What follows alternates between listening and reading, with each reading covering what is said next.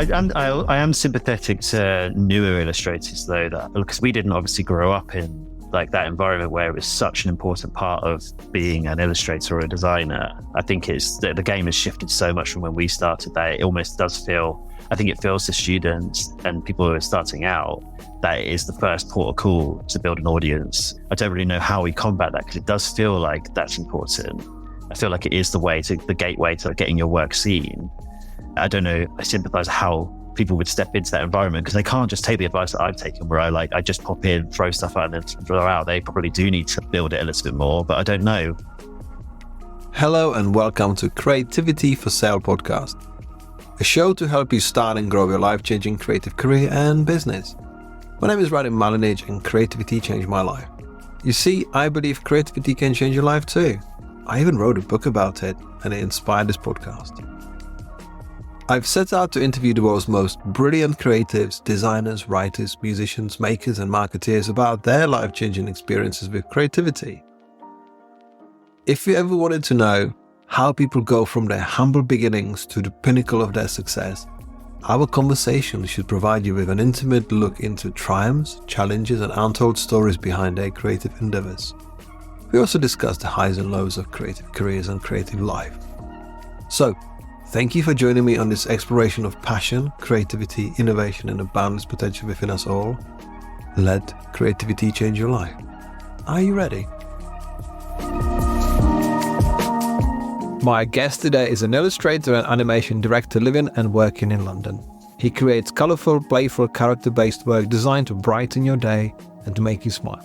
His work is inspired by a childhood diet of 90s cartoons, and his work is an invitation to never grow up and to always find humour in the stupid world around us. It's my pleasure to introduce Dan Woodger. Hello, Dan. It's very, very nice to have you on my show. Good morning. How are you doing? Yeah, I'm good. Thanks, man. Nice to be chatting with you too. Yeah, I'm good. Can't complain. How about you? Well, I'm very good. I mean, I'm sure you are much happier not having me in your studio, killing cactuses, cacti, shall I say. Because for the record, I have to say that you and I used to share a studio. Well, you still got a studio, but I had to move out for various location reasons. But yeah, I was looking forward to have this conversation with you because yes, we used to share a space for the last, 4.5 years with various stories and escapades in Kingston. And I kind of miss it. I miss the space and I miss the banter. Me too, man. But it was funny that I finally got my shit together to actually sort the space out and make it nice once you left. That's what I was thinking. Yeah, I absolutely love that space. But it's sort of one of those, it was like a mishmash of lots of different people's stuff. So it was a good one when you've gone. Get it looking nice and tidy, but hopefully there's a floating desk there. So if you ever need a space to get away from the house and get your head down, door's always open. Thank you. I think the main paradox is that we both wanted to start a podcast in the old setup, thinking like, oh, how rubbish is the background, only for me to start a podcast which is audio only. It doesn't matter what background you have. But yeah, I know your space. I mean, you did an amazing job on it. But I want to talk to you about your career and how we can inspire sort of emerging illustrators or even just reinvigorate illustrators in the industry right now, because we're recording in a year which is following the year that's already been tough. So we've been recording this in 2024 and things are not rosy as they used to be. Things are harder. And that's why I wanted to get you on the show, because you seem to be kind of going against the trend, because we've tweaked your careers or we've tweaked your life in a certain way that you've got time for the work and doing stuff. So I want to talk about the fact that if you're an emerging illustrator and you see someone like yourself who's clearly got a career, when does the big break come? Like, is there a sort of noticeable break? Do you feel like things are going strong or like, no? Because we never really feel like there's a break and we just keep carrying on. But to some people, you seem to arrive. So if you can tell us about your story, your career, your progression. I'll try and keep it concise. It's like, I think most creative careers, it's full of cliched ups and downs and full of a huge amount of luck. I try to say that I felt like I always had about 30%, I'm about 30% talent and 70% hard work. And so I've really made that bit of talent like work for myself by putting in the hours and trying to squeeze as much out of it as possible. So I don't believe that there's just an element of luck there. There is hard work that goes behind it too. But sometimes catching those little breaks definitely helps push things along. So in terms of like my breaks, I left university. I got my first job was interning for a company called YCN, who aren't around anymore. So kind of immediately makes my offer to students to help redundant, because this was like 10 years ago, 15 years ago, and the kind of experiences aren't the same. But hopefully the anecdote is the same, where it just was a weird sort of lucky right place, right time, and shooting my shot. I applied to intern, got there, and they had a lot of illustration roster there. I weirdly fit in a gap. The style I was doing weirdly fit in a gap that they had. And then after busting my ass doing everything, like I was the keen eager beaver, making coffees, like doing whatever they asked of me, making myself super useful and hopefully memorable. At the end of that 2 weeks, I was 2 months. I was then aiming to have a chat with the agent to see if there was space for me. And luckily there was. And then that was my first break. The next series of breaks were like getting the odd job here or there. And then just really trying to run with it, even if it would be quiet, taking any opportunity and making a stink about it, trying to showcase it, showing background behind the scenes, just taking as much of what might be a small project and just making a big song and dance about it, get it like seen and recognized and noticed. And then another cliche is a bit of like a kind of snowball effect. Then these kind of things breed more things, and it's gone from there, really. I remember around that time, you worked on a project which made you put a stone in weight.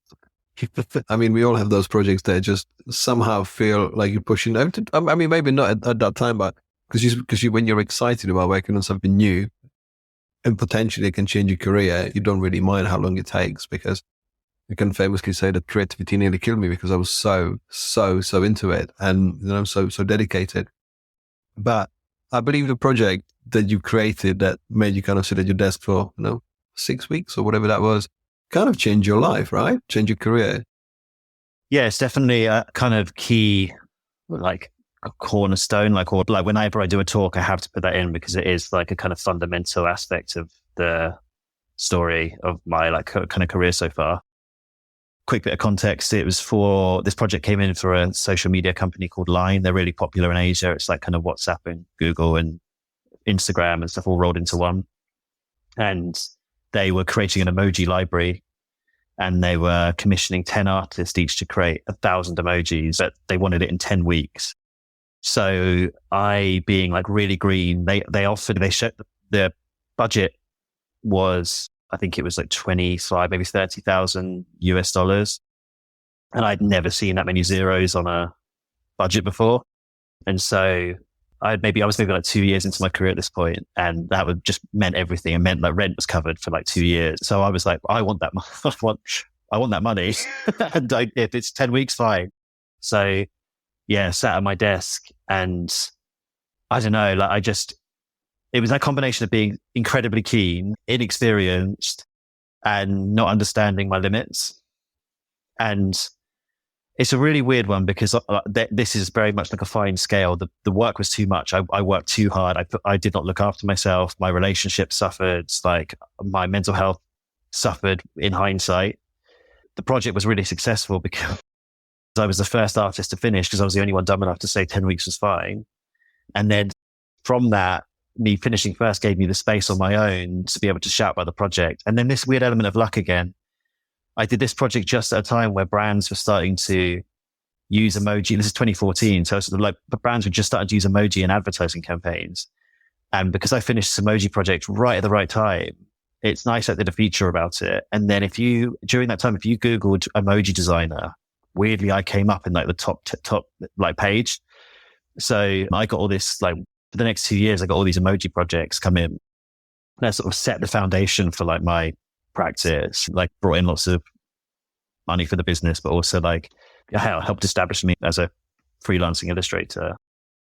So it's really strange. I don't know what the right advice is here. I worked too hard, and I would never work that hard again, but like it gave me the right platform. I've got a few questions about this project, because I think when you're young and keen and naive and slightly, and inexperienced, I think that's kind of like a really good, if you've got the right discipline, I think that's a really good equation for actually making things happen, actually opening the first door. Because I want to actually unpick this project a little bit, because how do you go with the overwhelm? Okay, so you're 2 years in your career and you've got 1,000 emojis to do.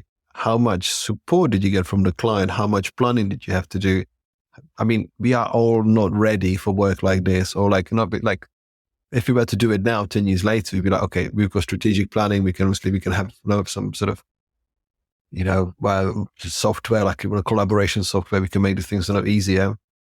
Whereas 2014, of course, we were all tooled up with the beautiful tools, but we didn't know that much about collaboration as we do now. So let's unpick it, like from the mechanics, like how overwhelmed were you were? Because obviously we've given us quite a few hints.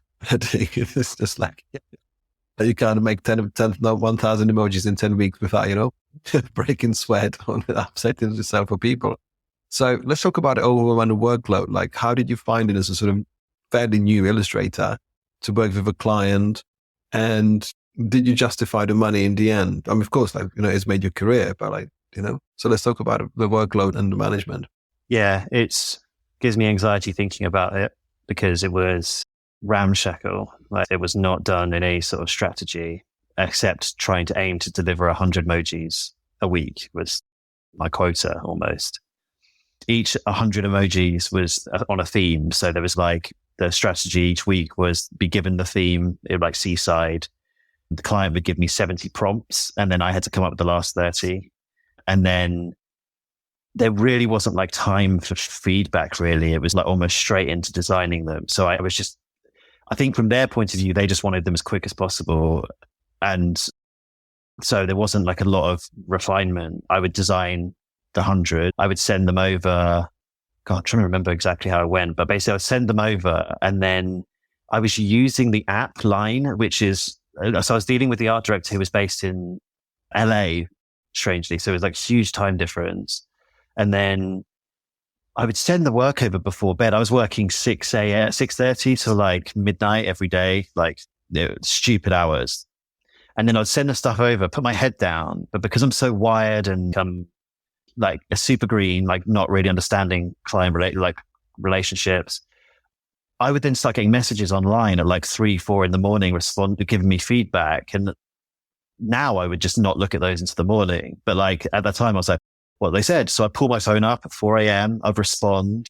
It's just such a terrible way to work on a project. And then I don't really know how to end the anecdote, except that that's how we worked for 10 weeks. And then we delivered on 10 weeks and it was done. But the weird thing was like the fatigue that set in about like 3-4 weeks in, and I watched the season pass from my window. I was in a little 1-bed flat and I just sat at my desk and watched it go from winter to spring outside. Like I had an enormous like growth on my like kind of my middle finger from where I was resting my pen for all that time of day. It was intense. And I don't know, like my strategy now, if I was going to say like what it would be like now, would be to work completely differently to that. That's not a sustainable way to work. And also the tools would be different. Like we wouldn't use a social messaging channel to like discuss feedback. The deadline would be much wider. Like I would first off say 10 weeks is impossible. I have a child now as well, so that also factors in. But 10 weeks is impossible. It was impossible then. It shouldn't have been that quick. And then there would have been much more structure. Like it would have been like, rather than designing 100 in a week, it would be like, I don't know, maybe 30 per week. And then we have like rounds of feedback and I don't know, just stagger it more so it's more sustainable, not trying to blow it all out in 10 weeks. I think you're a hero for actually pulling it off, because I think it's that youthful enthusiasm that makes you do it. Because I remember working on ad campaigns over Christmas, and if you give an art director your phone number and say, you can call me anytime because you're really keen, they call you anytime. So I remember that you're working for Christmas, like on Christmas Day, just like, yeah, can you some more changes? I'm like, I mean, it's my first ad job. Of course, yeah, right, yeah, don't have a problem. Like 3:00 in the morning, like, and they were based in London. They're like, okay, yeah, call me anytime, because I was just so keen. But of course, like now it's like my phone just goes off, like literally in the back pocket. Like I don't want to see or hear about anyone, because we should have more respect. And I think there's a lot to be said about how much we potentially have come through understanding how we should look. I mean, of course, there's still the exceptions that prove the rule, but it seems different these days. It seems at least like we're trying to do a little bit more about us looking after our mental health and have some more realistic planning, because I had, various people on the show already, and things are changing for better. But sometimes there's a situation where you just need to jump into deep end and go like, okay, what are we going to spends 3 weeks of just bashing things out and just seeing what's going to happen and then come out pretty tired. And I'm pretty impressed that not 3 weeks in, you're already working on fatigue. And I think you were lucky that you were going from winter to spring, because if you were going from like summer to autumn or winter, that would be like proper bad. So I'm glad that you managed to pull through it. It's weird to think a bit in hindsight, because it's been there's 10 years since that project this year. Probably about now is when we started. Yeah, I have strange feelings that I definitely, when you have enough distance from something, you can much easier like pipette like out the main emotions from it. And it's still a mixed bag. The project was hugely successful and it really was like an important part of my career, but it also was a huge like kind of learning curve for me in terms of project management. So yeah, I don't still have like weird mixed feelings about it. What is, obviously, I know you personally, obviously, what you're describing from this project is something that I would use. There's a one word to describe it, and you've got great discipline. Like, you're someone who, sits down, does the work, you plan your time, and you're disciplined in other aspects of your life, and we'll talk about it in a second, which sometimes I can't speak for everyone, but it's when you're obsessive or when you're really dedicated, you've got to find a discipline. Because when I get asked, like, what's the best time management app? Like, like, if you don't have the discipline, no apps on phone, on your screen or whatever, on your desk is going to ever help you, because like you have to put in the hours, or you have to be like, okay, now we close, we're going to carry on tomorrow, or we do things differently. So yeah, your dedication and discipline, I think one of the key ingredients, because you've already like shown, I mean, who finishes thousands of emojis before like on time? I mean, of course, like, do we all have to like once in our life put in an effort that makes that breakthrough? Because as you said, like, that project changed your life. Obviously, it got you a ton of work, it got you seen. And I know that was kind of one of the reasons why, for example, one of your main markets is actually Asia now, because you create work for there, because that's how the seed was planted, and that's what you sort of reap now from there. So with the work going on from there onwards, obviously 1,000 emojis was done. Don't have to do that again. How did you find your sort of progress? Because I know you're one of the people that I know that has actually got a dream client list and works on it. Because everyone talks about, I would like to work for this company and that company. And they're like, has it even written down? Like, no, it's in my head. Whereas you do it. So how do you structure your career? How do you structure your progression or roadmap to achieve the things that you want to achieve? Yeah, I do write down, my kind of goals. And I was actually weirdly looking back yesterday. I was looking for something on my hard drive and found one from 2019. And I've like achieved quite a few of them, which is super cool. I hadn't looked at that one for a while, but since then, one of them was to direct a TV commercial. One of them was to like do some speaking events, which I've spoken at. And like, it was like, it's cool to see, I don't know, sometimes that doesn't happen within a year, but like to look back to 4 or 5 years ago and say, oh, those things are done. And actually a while ago, it's like kind of feels really, what's the word? Kind of, I don't know, sometimes you just take stock and appreciate that actually you've come quite a long way. In terms of like how going about it, I think the best example I can use is I wanted to do more animation work, and I had this weird turning point. After that emoji kind of hype died down inevitably, I never saw myself as an emoji designer. That wasn't like what I was an illustrator. That was just a weird facet that happened and popped up as an opportunity. But after that kind of died down and the clients stopped looking for so much emoji work, other companies took my spot on the Google first page, I had like a little bit of a quieter spell, and I was like able to take stock of like what I want to do next. And that's where animation came in. And so in order to like structure and pivot my work towards that, I knew I needed to show people that I do it. You can't just ask for animation work and hope that it comes in. So I would take editorial jobs. And again, this is a bit of luck and timing. This is just at the point when magazines and newspapers were obviously putting out content on social media, and they need, I saw an opportunity to have animated GIFs of the work I was doing. And so I would offer art directors, oh, by the way, I could do this as an animated GIF if you like. And I wasn't expecting any money from it, to be honest. At the beginning, I was just using it as an experience to like practice on the go. And then quite often they would come back and say, oh, we can give you an extra bit of budget for that too. So that was an added bonus. I wasn't very good, but I was like, just trying things out and getting paid for it. And then I would post those out and then get better at it and keep practicing. and eventually then started to get like little social media jobs for like, I did one for Netflix. It was like like animated social campaign. And then it just, again, like snowball effect, like work begets work. And I feel like that was like a really step-by-step way of how I got there with this, like that I can actually show, rather than like how I really got into the industry. That one I know worked, like taking that approach. And yeah, then I went on to do quite a few little animation jobs the last few years. Definitely during the pandemic, I did a TV commercial for Lifebuoy and ident for MTV and stuff like that. And yeah, now actually advertise myself as an animation director. So it feels like a good spot to be in. Do you feel that the addition of the animation into your sort of toolkit has actually helped you to grow your career maybe a bit faster than if you were just a traditional 2D flat sort of image illustrator? Because it gives you a bigger scope of what you can do, what you can achieve. But did you even think like at the beginning of like, I could be doing this? Because yeah, you've quite rightfully taken time to actually assess what you can do, which is the golden time. Like because sometimes we dread of like, oh, there's a quiet spell. What am I doing? Whereas I haven't got enough plans. Whereas actually having the time to actually hear yourself and actually, what do I really want to do? Is kind of almost like a projection of like, okay, I really want to do this. With the animation, did you ever think that would be the thing? Like that would become one of your pieces of armory?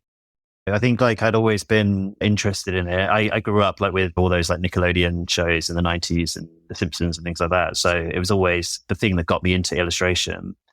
I then studied illustration, and that was like kind of the first thing that I wanted to get established in, is like 2D static illustration. But I always had in the background that a kind of eye for it. Like I knew how I'd want my characters to move, and it definitely felt like that it was going to come at some point. That period there where I was like, there was a sort of perfect opportunity to start investing in it. I'd established myself enough as an illustrator. And then I felt like there was limitations now on what I could do because I was only an illustrator. And I also saw it it's weird because I say it like I'm like got some business master plan or something. I don't really, you are figuring out on the go, but it just felt like I could see all these opportunities for animation, and I knew that I could offer that. So it felt like if I was to consider myself as a business, I have now an extra thing I can offer that would open up scope for more opportunities, not just one thing. I could do animation work as well. So, as you mentioned, you've done a TV commercial, so you've directed a TV commercial. So, in our imposter way, sometimes you're like, am I doing the things that is sort of, because I like to believe that everyone wants to sort of now and then push themselves. But you go from like, okay, well, I'm giving animation a go. I'm doing editorial animations, for extra little budget. And no, here's the budget, or here's the opportunity to animate, to direct a TV commercial. Like, how daunting was it? Like, did you feel, hey, I'm here to get it done? Or do you go like, oh shit, what's next? Yeah, definitely that. Oh shit, what's next? But I love that. That's what keeps me ticking and know that I'm pushing in the right direction when I feel like that. Because I can't animate in After Effects or anything. I make Photoshop GIFs and then string them together and have to get an After Effects ringmaster to pull it all together because I still don't know how. But I don't think it matters. Basically, I've come to the realization it doesn't matter. As long as you've got like the vision for it, the tools can be worked out. Like I knew what I wanted these things to look like. We could find people to help fill in the gaps. I didn't need to learn everything. So when I took on that job, I remember it was the first time I was working with other animators, and I just had to immediately hold my hands up and to the production team and said, look, I know what I want this to look like, but I can't make this all myself. We're going to need to get someone who can look after the master file, and then I can pull the strings to get it in the right direction. And that works fine. It's worked fine for any animation job I've worked on. But yeah, it was things as well where I had to be like, okay, I know how to do this, but you're all using other programs. I just have to ask the questions. You using Flash and me using Photoshop and you using After Effects, can we pull this all together into one single output? And it was fine. It was all good. I think it's just being not afraid to ask those questions and try and work it out, and just throwing yourself in and trying to learn on the go is not a bad thing. And as long as you're honest about it and don't try and cover it up and like then have it all fall out at the end because you don't know what you're doing. I think the theme of honesty is important, as has been mentioned on the podcast before, that when you say what you can do, it's also say what you can do, because it's so easy to fall in the trap going, well, of course I can animate a little bit. Of course I can open After Effects at 11 o'clock at night and work out how to press all the levers and whatever.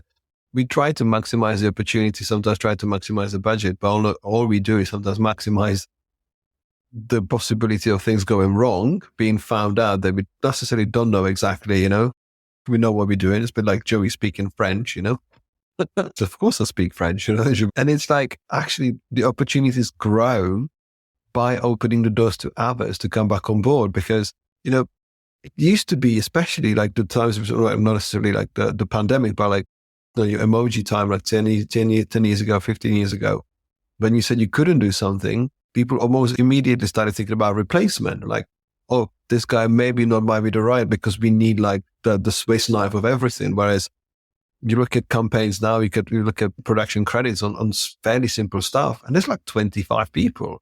And you're like, well, I know a guy, maybe even me, who can do all of that. I mean, would it be good? Would it be on time? Would it be fluent? Like, would you have the expertise? Would you have the right? Because from personal experience, when you actually work with people who know their little bit, that's when the magic happens. You're like, oh, now we plug it in. And that's what I kind of wanted to stress, especially in this episode. Like, if you're sort of up and coming illustrator, it can feel like you're on your own against the world, or the world, like, where do I slot in? Where's my peers? Where's my pals, And it feels like, oh, I have to really build my own strong sort of armory and skill set and everything, and website and social presence. Because, of course, like when I get a job, it's like all depends on me. Whereas it's like, how can I work with others, and how can I actually collaborate with people that, we can all create the stuff together, and everyone should get equally paid, and with everyone's got opportunity, and you never know where it goes next. Yeah, that was a lesson learned for me as well. Exactly what you're saying. Started off very much, I'm out here to do, for me, this is like solo vision.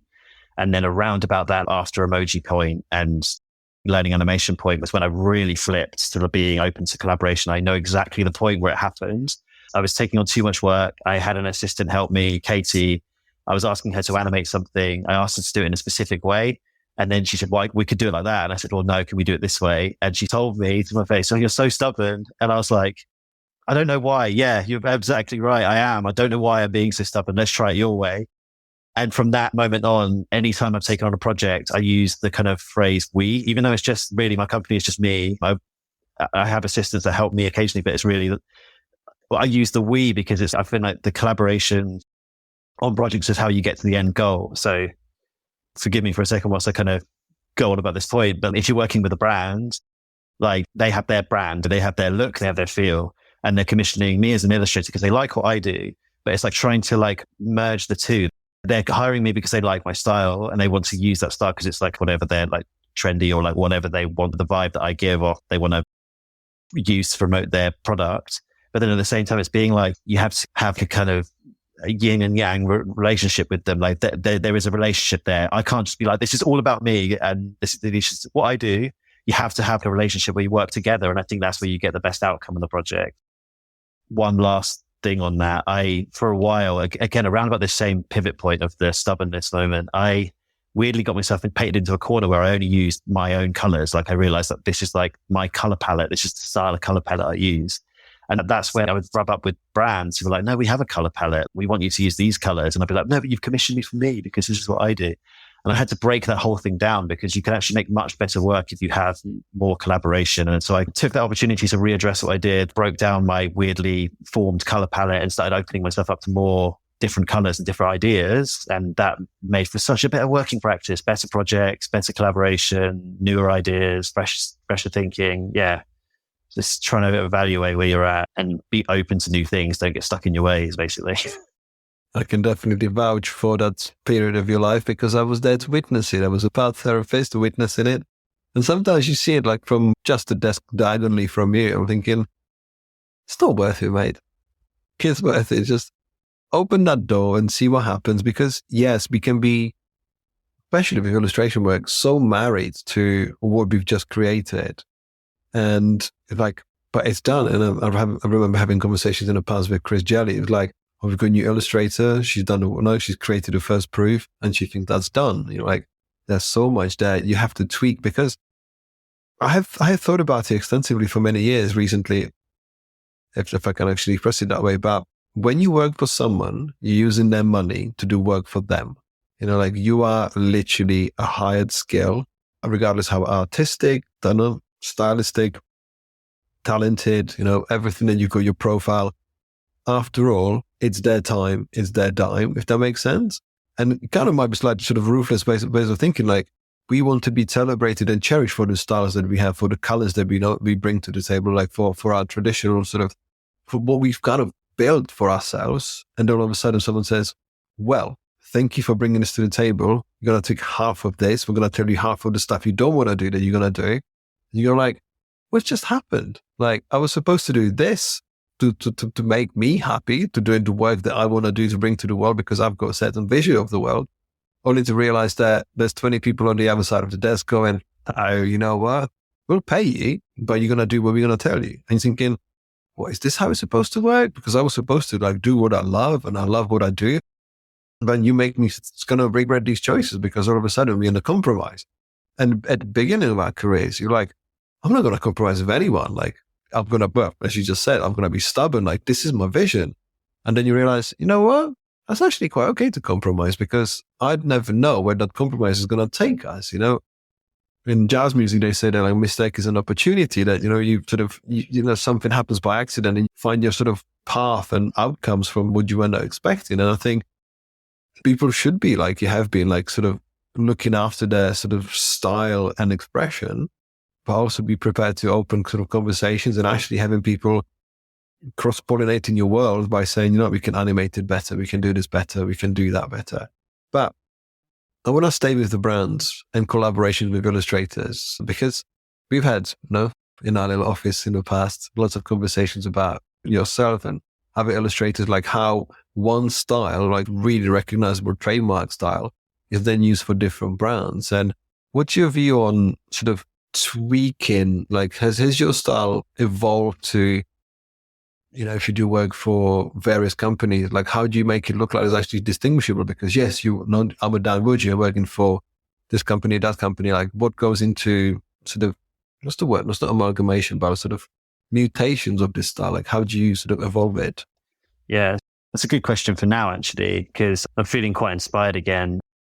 My style has evolved massively. I think when I first started, it was much more cartoony. Then it kind of got stripped down and refined into like more simplistic shapes, and leg sizes have gone up, head sizes have gone down. It's all kind of moved and shifted around. But I think through that, over the time, like I like that. I like that my work is evolving and moving, and I get to try new things because I think I would get bored just doing the same thing over and over again. I like this. Oh, I'm going to try this now, and keep it moving.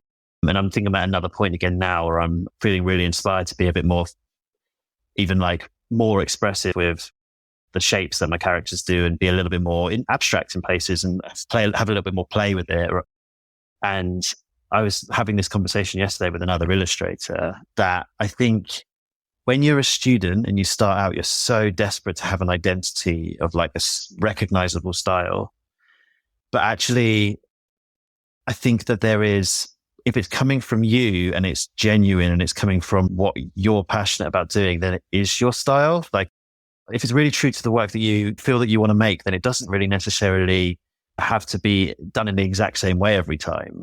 I don't know if that kind of makes sense, but what I've found is that even though my work has evolved and changed over time, because I'm doing what I love doing and I'm not really worried about whether the colors that match, whether they match my algorithmic boxes on Instagram and they all look like succinct and all feel like they're uniform. That doesn't matter to me as much anymore because like I'm making work that I love and enjoy, and whether that one's a little bit loose, that one's a bit tight, that one's using bright colors, that one's using pastel colors, because it's coming from me, that is my style. And I feel like that's definitely where I feel like I'm in a good place with that at the moment.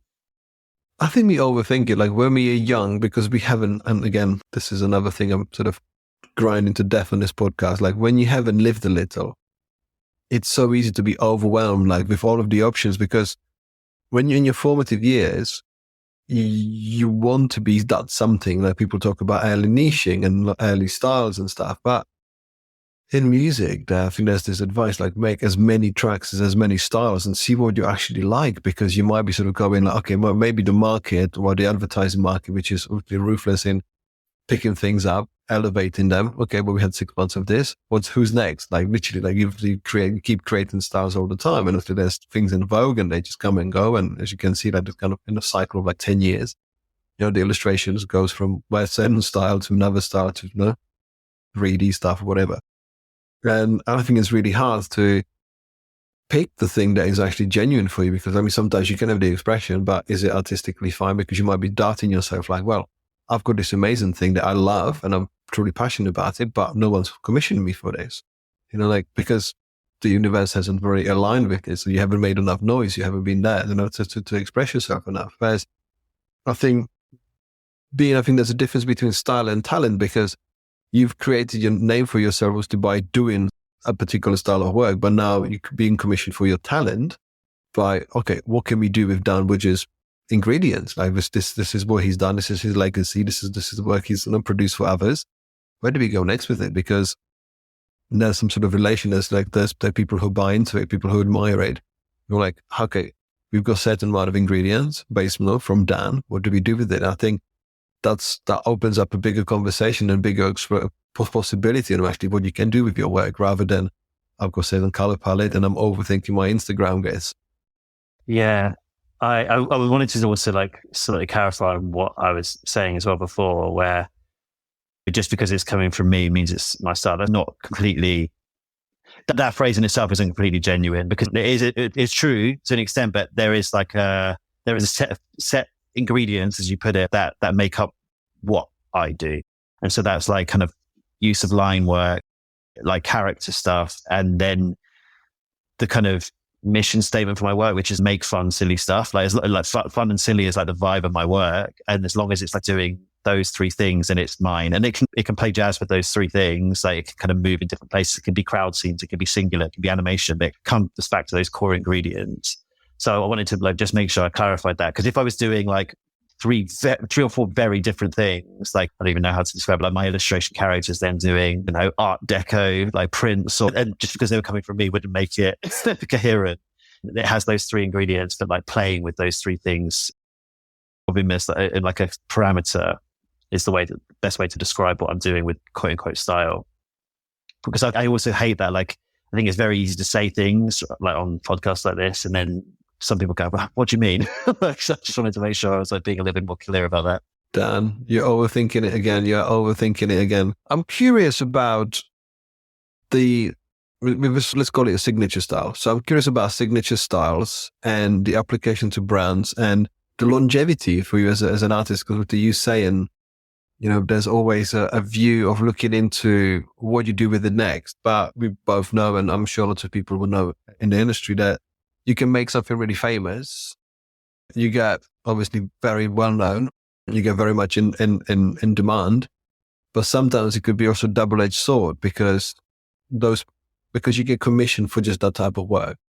Like you don't get necessarily too much. You might not need to make too many compromises, because you're literally hired to be you and to do your stuff. But sometimes people actually, I think a regret would be the wrong word to say, but like having just signature so strong that it doesn't sort of allow you to do anything different. Because I remember it was Monica Favre who said, it was only about like 4 times in her career where people said, well, let's see what happens, because you get commissioned to be you. So let's say you rewind back to your 18-year-old, 19-year-old self, go like, I really want this style. You've got it.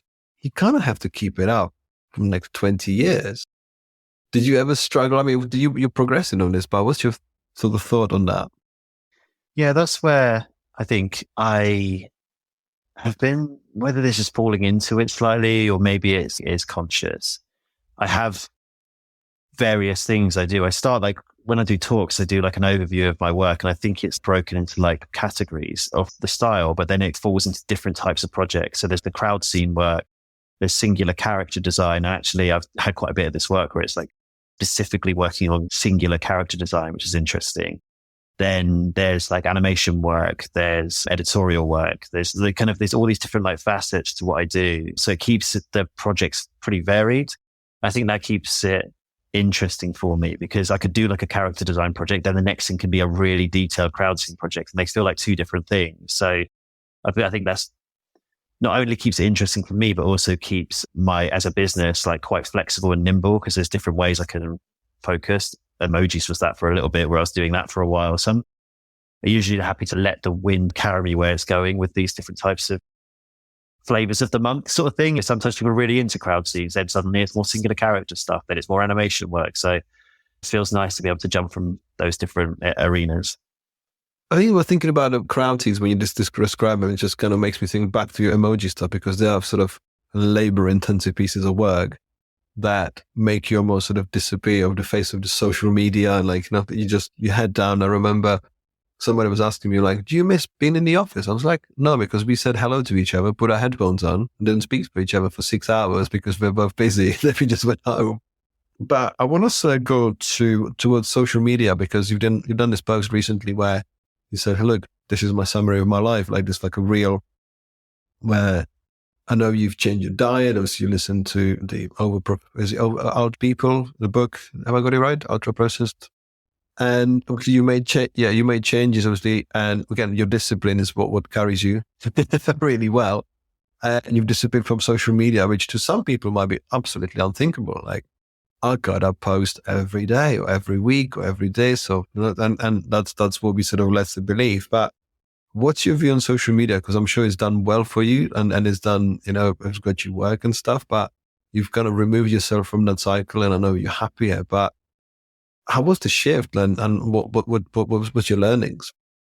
Yeah, again, I'll try and keep it fairly concise. Yep. So yeah, I've had cycles of different feelings on social media. Sometimes I've really leaned in, sometimes I've moved away. For a while before we had little girl Rosanna, I put in tons of effort into social media. I did a weekly roundup on social media every single week, like to go through what I was doing. And it was a lot of work. Like on top of the work I was doing, I was also dedicating a lot of time to this. And then my hand was forced slightly by having a child and other responsibilities. And I didn't have the time for it. But also I found it frustrating. I think during lockdown, I had a bit of a breakup with it, because what I do, I said this earlier, like I make fun, silly work. Like that's what I do. And I think with social media, it can be really difficult because there's obviously like world politics and events. And I think you get drawn into those conversations because you feel like you have to also speak out about these terrible things that are happening. But my platform is talking about really stupid shit. And so I feel really weird having that I don't know. I got caught up in not knowing what to do, and I had to go clear my head. And it was during the Black Lives Matter stuff. I wanted to feel like I was contributing to sort of helping raise awareness of the injustice. But at the same time, I didn't feel like my platform's showing googly eyes characters is the right place to do it. So I had to basically set a boundary for myself, which this might be criticized, but basically I don't talk about anything global events on my social media channels anymore. Like it is purely my silly work. I have this little bubble, and that is all. When you come to my social media channels, that's all I do. So that was the first kind of thing I had to draw a line on. I will take care of like things that I'm passionate about in terms of world events offline and contribute to those conversations offline. And that was the first thing I had to get in my head that was right. And then the next thing was like how I then find time to showcase my work, because I'm busy. I have a child. Like we're trying to eat better, trying to like exercise more. There are only certain amount of hours in the day. And so last year I took a real like step back. I just took massive amounts of time off. I didn't post much at all. And then I recapped it at the end of the year to be like, this is what I've been up to. I've got myself in a good place. Like work is good. Home life is good. Like I'm managing to exercise more than I've ever done in my life. And reading Ultra Process People really opened up my eyes to looking after myself nutritionally. And then I'm really glad you brought this up now, because I've said at the end of that kind of conversation, I'm not sure how I'm going to use social media going forward, but I'll have a think about it. This year, I've tried to think about how I can, as a business, I use it. I can't completely stay away. Like that's impossible. I have to promote what I do, but how can I do that in a way that works for me? And what I found by being away for so long, and sorry, I do realize I'm going on a lot, but like what I found from being away for so long, for the last 12 months, I really didn't post very much at all, was that actually building up to actually talk about things without acknowledging the absence felt like this whole weighted pressure that I was like, oh God, I haven't said anything for ages. How do I even step back into this mad conversation again? And so this year I've tried to take an approach of like, I'm just like posting pretty freely, but trying not to take too much time about it. So there's a thing that I'm doing at the moment where I'm posting up just a little snapshot of my day, just like a Monday to Friday, like just posting out like kind of things that I see or things that I find visually interesting as a way to almost just loosen up this relationship, because no one cares. Everyone's scrolling through like hundreds of images a day. It actually isn't that big a thing. But by loosening up like my relationship with it and like making it much more free has like, I think actually helped me like grease it up a little bit. So when there is work to be posted, I'm not overthinking how I share it. It's just like getting it out there onto the next thing. And I think that's been much more useful for me this year. I think it's the untamed, unregulated sort of nature of what we do with it. Because when you think about it, everything that was created was slightly morphed into different usage. And after all, it's a broadcasting tool, but we expected people to talk back. When they don't talk back, you're like, well, I've put all this effort into this. Like, why are you not talking back to me? Why don't you like my post? And one of my posts talk about like defining you enough. Like, how many likes do you need? Because you get a breakthrough post, you get 1,000 likes. Like, oh, let's have 2,000 likes on the next one. Why? Why do you need that? Like, why do you expect that the universe will sort of deliver on this all the time? And it reminds me of a tweet that somebody said, like, hey guys, I'm in hospital. I can't post every day for a while. Like, take your time. Of course, like we've created these digital communities that if you, for example, if you are remote, this could be your life. But obviously you have to accept it. Like, there are people who are rely on the people online, but we've created this monster, especially with the sort of word perception that, oh, you have to do these things because they will guarantee you X, Y, Z. But obviously we've all been online for more than 10 years, and online as in like on social media for more than 10 years. Not much has changed. Like, everyone's work might change every few years or whatever, but the images we post, for example, like let's say we're looking at your sort of carefully created grids. Oh, it's done Woodger again. Like, sometimes you just scroll. You don't even have time to put a like on it, or just put someone else's like. And like, you just sort of create this weird gauge of like, well, you've done a better work before. Should I give you like, no, should I give that person a like? I'm like, it's just like, it's transactional and so surface level. Yet we gauge so much emotional value and response to it because we want to be accepted for the work that we create. And now when you sort of add in the emotional investment of our work, okay, so I've created this is my expression, this is what I want to be doing for a living. No one seems to like it, or I didn't get as many likes on this one. Like, it's such a headfuck cocktail of emotions that you like, just, it's okay to take it easy, because what you've mentioned, obviously being away from it and to sort of spending more time on your family, on your diet, on your exercise, that's how people used to live 20 years ago. And everyone was working. No one was going bankrupt, because what people did was they put in the work through the connections of people that do the work. So if you make yourself visible on some channels, then, if it's your own website or you've got illustration agents, that's where the people who are going to commission you are most likely to be sort of orbiting, because the stuff that comes through social media made new work more accessible, but also there's no gatekeepers. So any old Gary can go, hey, I need this stuff doing, and they've got no idea how to do it. So you have to do hand-holding. You have to be a lot more prepared for what's going to come to you from that sort of way. So yeah, I think staying away from social can seem so bad, but it hasn't. In fact, it made all the improvement into your life. Yeah, it did. And it also is trying to, I don't know, we're always reassessing our relationship with it, because it's a game that we have no control over. Instagram decides how they switch their algorithms up. Like, it's something we can't control. So I've tried to not see it as the most important thing in my life. It's pretty low down on the hierarchy. It's something that I actually I don't have my notifications on it. So I almost like choose to step in, here's some stuff I've been doing, and then step out again. Like, rather than being too self-involved in it, chasing likes, trying to see how many likes that got. I've tried to abandon all that and just throw stuff out into it and then dive back out again. That's how my approach with social media these days. And I think it's a valid approach, because it's some people might say like, well, you're not supporting new talent, you're not liking the people that. But the thing is, who says we need to do that? Like, obviously, you're making your own choice. Like, people who are following you, which everyone's grateful for, they sacrifice in their time. They're sacrificing the productivity. They're like, okay, I'm going to have a look. I'm going to follow this. And of course you learn, and, you can see what someone's in Buenos Aires is doing, so like you get a view of the trends and stuff, which is great, but it's more like you make a choice to go and see it rather than, oh, my career depends on it. That's it. It's the same thing I said about social issues. There's other ways to support it than not being on social media. I work with the AOI to support illustrators that way. I'm like very passionate about like how we support grassroots illustration, especially in the wake of AI and stuff. That's how I better use my time to help illustrators than spending it on social media. I think there's other ways to do things that isn't online. Yeah, no, I like a thing that you said a short while ago, that you keep the conversations that matter to a private circle, or like keep them offline, because it's that uninformed hysteria. Just like, you hear someone with a snippet, you don't listen to the end of the conversation or even the end of the line, and you're like, oh, the world is burning, everything's bad, like people are against me. You're like, actually read 3 more lines because that'll be more fun. It's like there's the handbags and all the little sort of social media fights. Like, that's unnecessary. Like, we like, the more we understand and actually listen to one another, we've got so much more in common.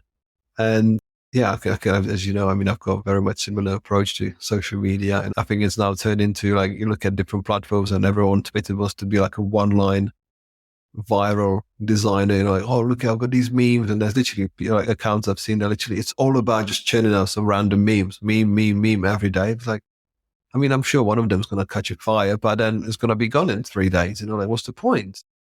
I am sympathetic to newer illustrators though, that because we didn't obviously grow up in like that environment where it was such an important part of being an illustrator or a designer. I think the game has shifted so much from when we started that it almost does feel, I think it feels to students and people who are starting out that it is the first port of call to build an audience. I don't really know how we combat that, because it does feel like that's important. I feel like it is the gateway to getting your work seen.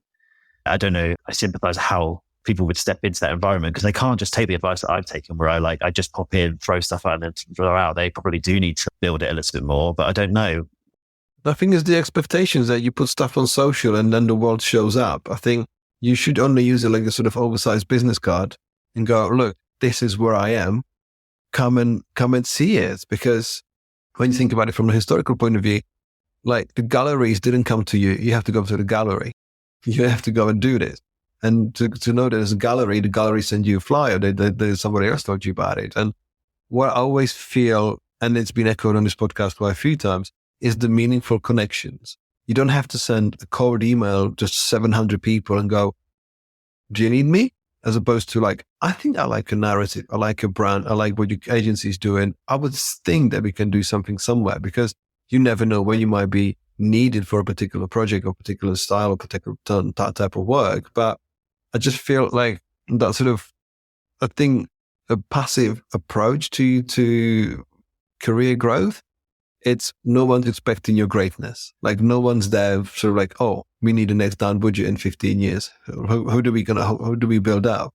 Like, we don't have football academies for illustrators, like that sort of style. Like, we don't have the breeding pen that we would be looking after the talent, because I know that what you guys would do with AOI, so that have some sort of community support, and like, how do you sort of steer people and how to navigate the situation is kind of like a helping hand. But it all stems from you, like what you've been describing for the last almost an hour. It's like, you've gone through your sort of career path and actually made your own work happen, made your sort of universe happen, and persevered at this, and then try to sort of widen your network as far as possible to make sure that your career is viable. Because even with the help of an agent can't make nothing work. When I hear people in the book world like, well, my book's not selling, maybe I should give it to a book agent.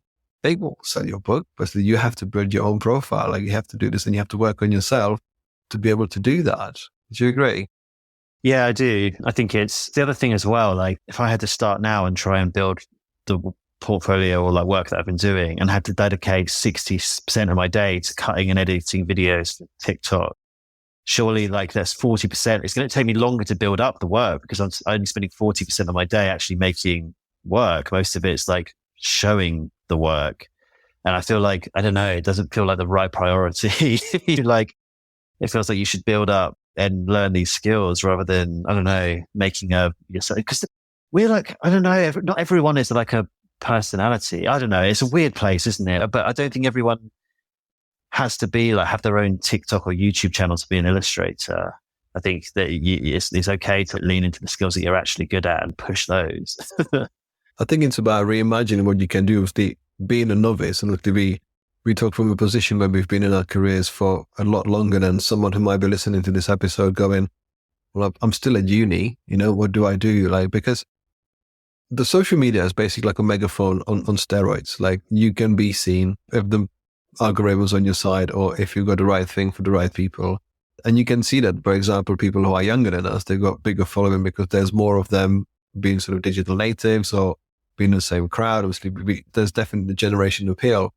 But how do you use your time? Because when all is said and done, when you look back at your career, and you're like, oh, well, I did a really good TikTok in 2024, but it's now 2040. Like, that's not going to make a change. It's like, how do you reimagine and how do you almost step back out in the physical world? Like, I'm creating one that people can have a sort of emotional connection or physical connection, like not play to their senses, sensory experience. Like, I think it always will go back to that fact that if you're creating something that lives in the real world, it doesn't matter how many TikTok followers you've got, how many Instagram followers you've got, because they can make some decisions for some decision makers bigger because they might be trying to sort of piggyback on your virtual internet fame. But it's about how do you change the world around you. And this is what you sort of said, like through the conversations with people, about the topics that matter and actually having proper interpersonal connections is more about how that work comes to life, because that ultimately is how we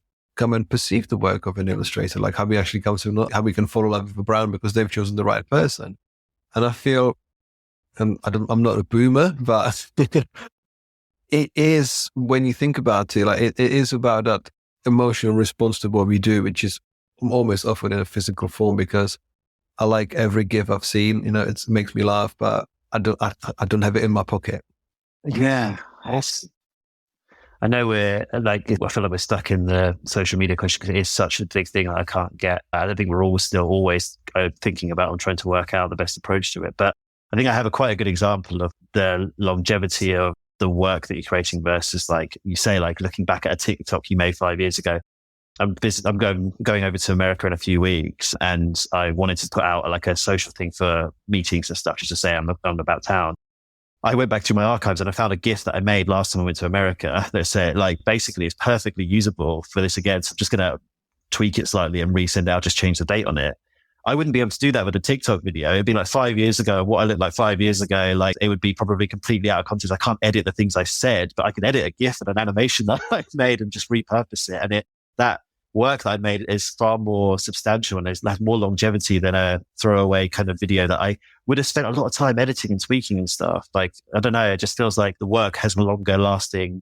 It feels like more valuable than these kind of throwaway social media things that kind of get forgotten about. I think they're called assets for a reason. You've got these assets, then you can sort of build an equity, visual equity, visual assets and visual library there. No, that's still you. So if it's in a printed form, or if it's on your hard drive, that still sort of enhances to who you are and sort of expresses that to the wider masses. Hey, Dan, so you're going to America. I'm excited about what you've achieved. And I'm also, I think, kind of more excited about your social media absence that, you thrive in your personal life and that will always and ultimately have an impact on your professional life because you're more at peace with yourself, everything's more balanced. A stronger family foundation is always something that helps your work be less drama. Like if there's fires everywhere and, how can you focus on what you're trying to do? So yeah, I'm really, really in awe with the career that you built for yourself. And I kind of like, I've seen the last many years and I'm kind of really excited to see what you're going to do with it next. So just as a sort of closing question, is there anyone left that you haven't worked with that is still on your target? Oh yeah, Nike. They're my white whale. I've wanted to work with Nike for my entire career. Came close 4 times, never happened. I used to draw all my characters as a kid with little Nike trainers on, Nike football boots on. Haven't been able to land them. So I'm still the one I'm chasing. And then once I've got that, I don't know, give up, finish, close up shop. Career's done. No. Well, you need to come up with new dreams. Yeah, I know. It's weird. It's like just a weird anomaly. I've never worked with them. So that's the one I'm still chasing. But honestly, I'm trying to shift a little bit away from like really focusing on client stuff all the time and definitely trying to invest more in me and just making sure that I'm enjoying myself and having fun. That's what makes me tick. So as long as I'm doing that and then the clients want to come join me, that makes me happy. Fantastic mindset. Dan, thank you very much for spending time with me this morning. And yeah, I'll see you soon. Thanks, man. You too.